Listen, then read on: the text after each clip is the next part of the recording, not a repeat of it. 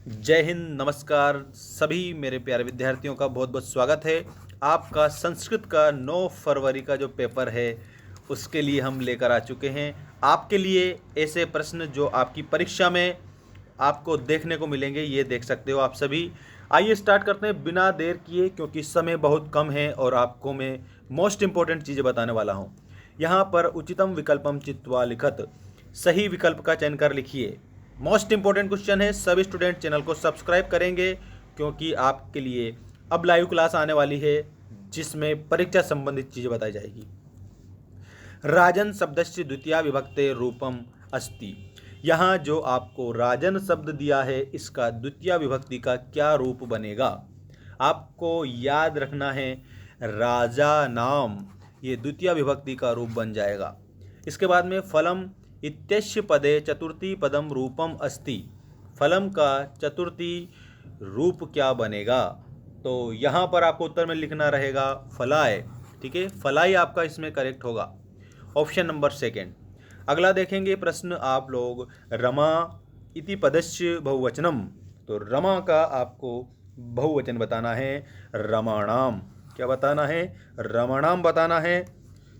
Next question है आपका, नद्या पदस्य वचनम अस्ति।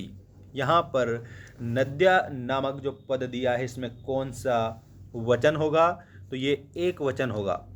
ठीक है, आपको मैंने बताया है कि बालक की भी विभक्ति आप याद रखेंगे, और इसके अलावा राम और रमा और लता ये याद करके जाइएगा, इनमें से अवश्य आएगा।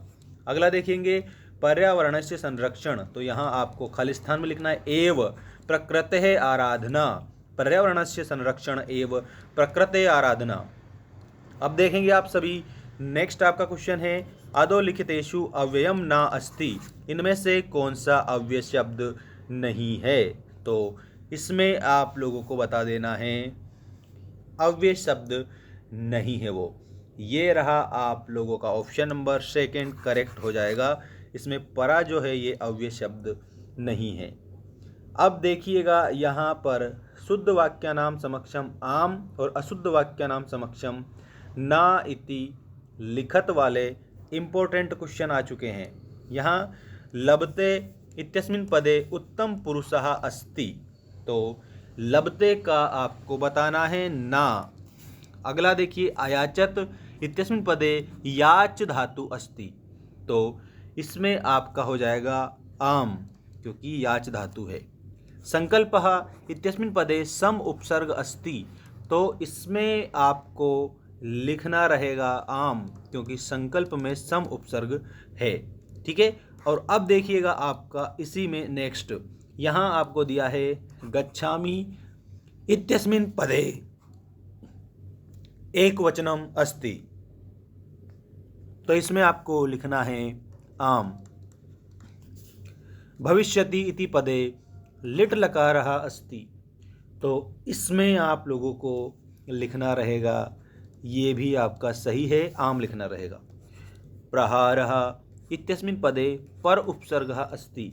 तो इसमें आपको ना बताना है। अब हम बढ़ते हैं हमारे अगले क्वेश्चन की ओर, जो मोस्ट इंपॉर्टेंट क्वेश्चन है, आप लोगों का सबसे बेस्ट क्वेश्चन रहेगा आपका आज के सेशन का। और इसमें से आप देख सकते हो 100% आपकी परीक्षा में प्रश्न देखने को मिल सकते हैं, संभावित है ये। भानुदय, भानु प्लस उदय, यहाँ पर आपको दीर्घ स्वर संधि बताना है, दीर्घ स्वर संधि बताना है। जगदीश, तो जगदीश की जब हम संधि विच्छेद करते हैं तो जगत प्लस ईश बनता है। तो जगत प्लस ईश में आप लोगों की व्यंजन संधि है, ये आपको याद रखना है। यद्यपि, इसका यदि धन अपि बनता है तो यद्यपि शब्द बनेगा, और यद्यपि में आप लोगों की यण संधि है। पंचवटी, पंचानाम वटानाम समाहार, इस प्रकार से बनता है। पंचवटी में कौन सा समास है, तो आपको द्विगु समास बताना है। बाण हतः, बाण हता का बनता है बाणेन हतः। मैं यहाँ लिख देता हूँ, जैसे समास विग्रह अगर आपसे पूछ जाएगा तो आपको बाणेन हतः बताना है। बाणेन हतः, तो बाण हता मूल शब्द, और इसमें आपका समास रहेगा तत्पुरुष समास। पितरौ, पितरौ का समास विग्रह जब हम करते हैं तो कैसे बनता है? बनता है माता चा पिता चा, ठीक है। और ये समास कौन सा है, तो द्वंद्व समास आपका इसमें हो जाएगा, ठीक है। द्वंद्व समास आपका इसमें हो जाएगा करेक्ट। ये रहा आपका द्वंद्व समास, ठीक है। अब हम बढ़ते हैं, आप लोगों के एक पदेन उत्तरम लिखत वाले बहुत ही बेस्ट क्वेश्चन ये आ चुके हैं आपकी स्क्रीन के सामने। केन संबंधेन वाल्मीकि लवकुशयो गुरु, तो यहाँ पर उपनयन उपदेश, ठीक है, ऐसे बताएंगे। उपनयन उपनयन उपदेश उपदेशे, ऐसे आपको इसमें लिखना है, ठीक है। बालिका इत्यस्मिन् पदे प्रत्यय अस्ति, बालिका में आप लोगों को प्रत्यय बता देना है टाप प्रत्यय, ठीक है। क्या बता देना है, टाप प्रत्यय बताना है। कथितः इत्यस्मिन् पदे प्रत्यय अस्ति, कथितः में आपका कत प्रत्यय हो जाएगा, ठीक है। कत प्रत्यय आपका इसमें करेक्ट होगा। इसके बाद में नेक्स्ट आप देखिएगा क्वेश्चन आप लोगों का, अत्र जीवितम कीदृशम जातम, तो इसमें आपको दुर्वहम बताना है।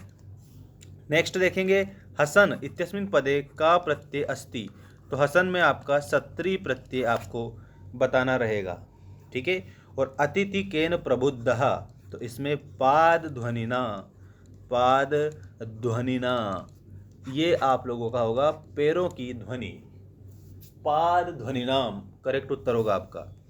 इसके बाद में नेक्स्ट आप क्वेश्चन देखेंगे, रिक्त स्थानों की पूर्ति कीजिए वाले वेरी मोस्ट इंपॉर्टेंट क्वेश्चंस।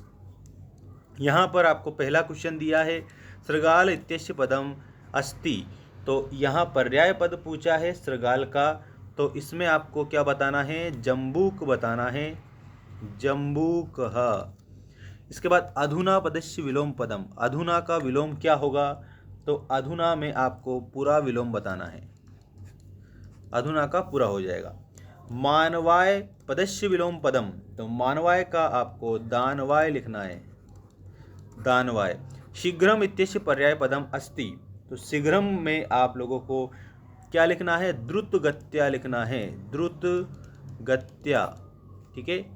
और इसके बाद में जननी पदियो विशेष्य पदम, तो यहाँ तुल्यवत्सला जननी में आपको जननी विशेष्य पदम बताना है, ठीक है। और इसके बाद में आपको नेक्स्ट में क्वेश्चन बता रहा हूँ, दुर्लभम मृग पदयो विशेष्य पदम क्या होगा, तो इसमें मृग जो है ये विशेष्य होगा, ठीक है। दोस्तों सभी स्टूडेंट चैनल को सब्सक्राइब करेंगे, हमारे ऐप की लिंक हमने डिस्क्रिप्शन में दे रखी है और चैनल के अबाउट सेक्शन में भी ऊपर ही ऊपर लिंक दे रखी है, तो आपको डाउनलोड कर लेना है ऐप अगर आपको इम्पोर्टेंट क्वेश्चन चाहिए तो, ठीक है। तो मिलते हैं नेक्स्ट वीडियो में।